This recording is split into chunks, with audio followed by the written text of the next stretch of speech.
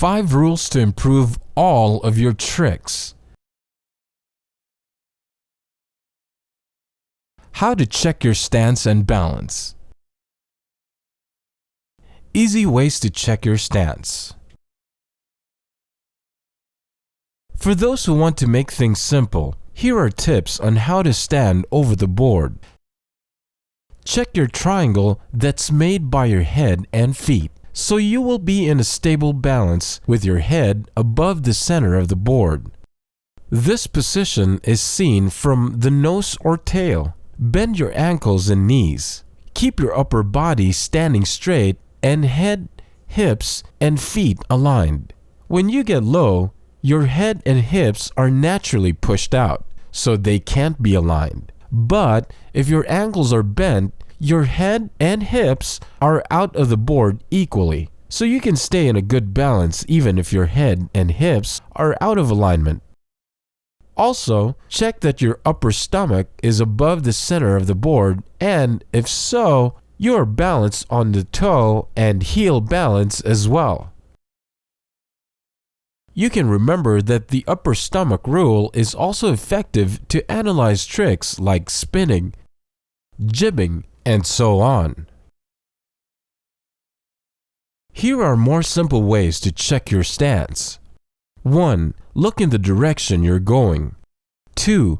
Arms are out slightly to the side. 3. Bend all lower joints slightly. 4. Chest, hips, knees are facing where toes are pointing.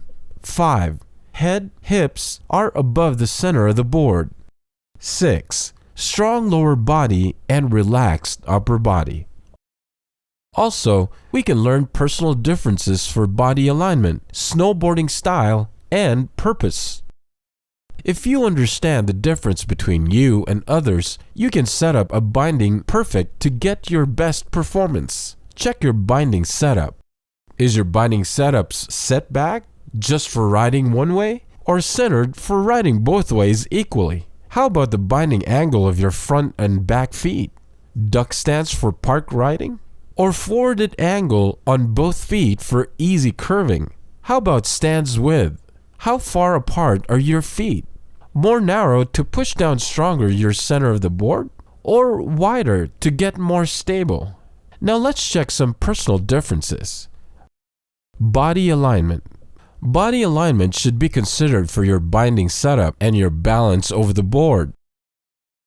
If you set up bindings without understanding your posture, you might hurt yourself, and also you might not be able to perform your best.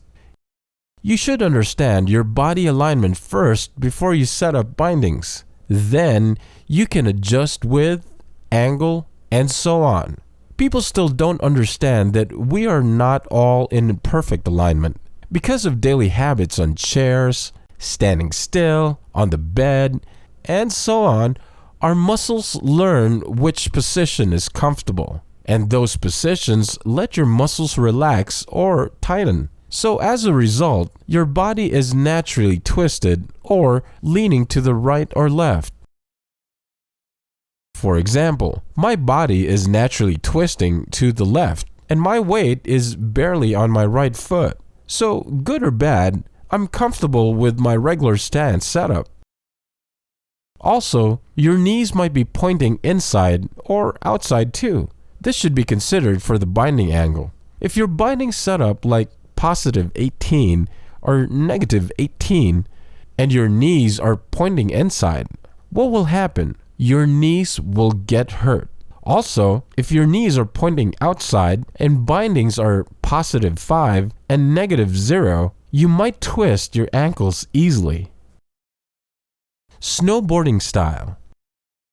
You also want to know the binding setup that is fit to your snowboarding. How often do you switch riding? Which do you like better, free riding or park riding? These factors should be considered for the binding angle, binding width, and so on. For example, I try to ride 50-50 on both ways. So my bindings are set up on the center and the angle is positive 9 and negative 9. My students like turning setup bindings positive 21 and negative 3. It's set back on directional snowboard. So both setups are fit to their snowboarding style. Purpose. Do you want stability or better board performance? Stance width is the key to get those. If you stand with a wider stance, you will get a wide base of support just like a building. So a wider stance is good for a stronger landing. The more you set both bindings closer, the more the weight presses on the center of the board. So a smaller stance bends the snowboard easier. Also, because of the smaller spin axis on the narrow stance, spinning will be easier than with a wider stance. A wider stance was a kind of trend back in the day, but a smaller stance has been a kind of trend in recent years. Either way, too much will cause your performance to falter. Remember that best setups allows you the best performance. So try to understand all personal differences and try finding your best stance to get your best balance on the board. Want to learn more with us and want more challenges? Watch all video tutorials that are only available on our website. You will get more of the world's best theories to solve your problem and boost your snowboarding skills. Get the world's best coaching methods based on the coaching of national level athletes. Boost your snowboard intelligence with us. Snowboard Dojo Wiz, an expert coaching intermediate snowboarders.